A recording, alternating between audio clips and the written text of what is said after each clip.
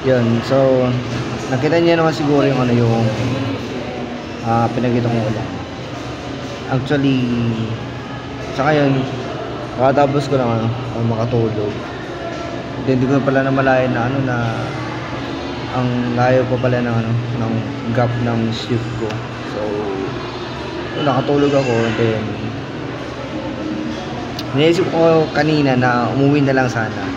Well, kaninang umaga kasi actually tatakbo sana ako para bawasan ko yung 500 kilometers. At least may babawas man lang sana ako. Pero yung nga lang, kaninang umaga na magising ako, ano na, hindi naman late, maaga pa naman, kaso yung sa oras na gusto ko sanang takbuhin, hindi na carry kasi yung battery ko almost 3% na lang. Kalimutan kong i-charge right after kong maglaro. Pero ang alam ko mas mga 10% pa yon. So I think 15%. Nasa 15% pa yon, and then sabi ko sa sarili ko manonood muna ako. Then sa kasagsagan ng panonood ko, hindi ko na namalayan na natulugan ko na yung pinapanood ko. Tapos ang nangyari, pagkagising ko, 3% na lang yung battery kong.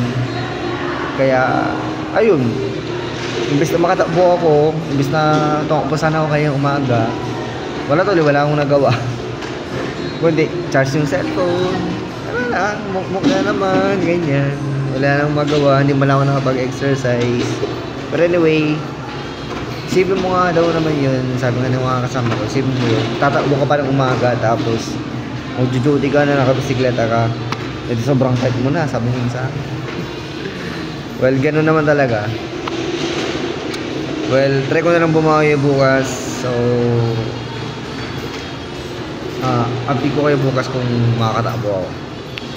Kasi medyo maaga naman yung uwi ko ngayon. Kaya bukas na ulit na ano. As of now, yan pala yung update. Wala man lang na accomplish within this day. Wala man lang nagawa. Ayan, so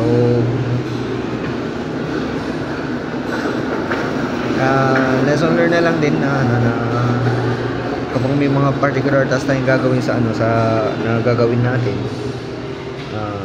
pagsumikapan natin at pagigilan natin, iset natin yung mga time, kung ano yung mga dapat natin iset, then dapat maging ready tayo nang sa ganun yung particular task na gagawin natin, ready tayo. So yun lamang po, maraming salamat and God bless po sa ating lahat.